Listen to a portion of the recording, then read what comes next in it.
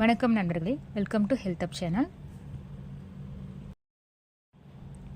இந்த பதிவில் பைனாப்பிள் ரசம் எப்படி பண்ணுறதுன்றதை பற்றி பார்க்க போகிறோம். வாங்க வீடியோக்குள்ளே போகலாம். பைனாப்பிள் ரசம் செய்கிறதுக்கு ஒரு 5 பீஸ் தான் இன்றைக்கி பைனாப்பிள் நான் எடுத்திருக்கேன். அதை பார்த்திங்கன்னா ஒரு ஸ்லைஸை நம்ம சின்ன சின்னதாக கட் பண்ணி எடுத்துக்கலாம். மீதி 4 ஸ்லைஸை நம்ம ஜூஸ் ஆக்கிட்டு ஃபில்ட்ரு பண்ணி எடுத்துக்கலாம். அது ஒரு 1/2 கப் அளவுக்கு வரும். பருப்பு வேக வச்ச தண்ணியை ஒரு 1/2 கப் எடுத்து வச்சுக்கலாம். ஒரு பெரிய நெல்லிக்காய் சைஸ் அளவுக்கு புளியை எடுத்து அதை கரைச்சி எடுத்து வச்சுருக்கோம்.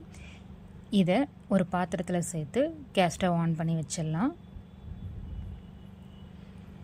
1/4 டீஸ்பூன் அளவுக்கு பெருங்காய பொடி சேர்த்துக்கலாம். மஞ்சள் பொடி கொஞ்சம் சேர்த்துக்கலாம்.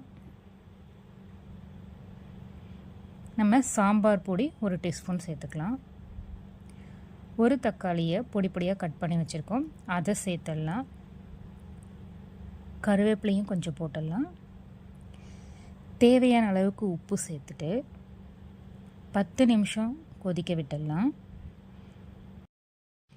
இப்போ 10 நிமிஷம் ஆயிடுச்சு, நல்லா கொதிச்சிடுச்சு. இப்போ நம்ம ஏற்கனவே ரெடி பண்ணி வச்சுருக்க பைனாப்பிள் ஜூஸ் ஒரு 1/2 கப் ஆட் பண்ணிடலாம். பருப்பு தண்ணி ஒரு 1/2 கப் எடுத்து வச்சுருக்கோம், அதையும் சேர்த்துடலாம். சின்ன சின்னதாக கட் பண்ணி வச்சுருக்க பைனாப்பிள் பீசஸையும் சேர்த்துடலாம்.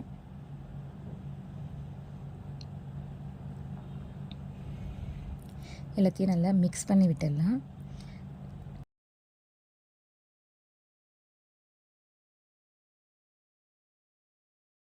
கொத்தமல்லி தழையை தூவி விட்டுக்கலாம். ரசம் கொதிக்கக்கூடாது, நல்ல நுர நல்லா ஃபார்ம் ஆகும்போது நம்ம கேஸ் ஸ்டவ்வை ஆஃப் பண்ணிடலாம். கேஸ் ஸ்டவ்வை ஆஃப் பண்ணிவிட்டு நம்ம தாளிப்பு சேர்த்துடலாம். 1 டீஸ்பூன் ஆயில் அப்ளை பண்ணிவிட்டு தாளிக்க கடுகு கொஞ்சம் சேர்த்துக்கலாம்.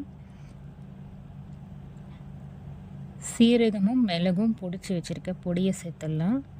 நல்லா பொரிஞ்ச உடனே ரசத்தில் ஆட் பண்ணிடலாம். அவ்வளோதாங்க, ரொம்ப வாசனையாகவும் டேஸ்டாகவும் இருக்கக்கூடிய பைனாப்பிள் ரசம் ரெடி ஆகிடுச்சு. இந்த மெத்தட்லேயும் இந்த அளவு முறையிலையும் செய்யும் போது ரசம் ரொம்ப சுவையாக இருக்கும். ட்ரை பண்ணி பாருங்கள். மீண்டும் ஒரு நல்ல பதிவில் சந்திப்போம். நன்றி.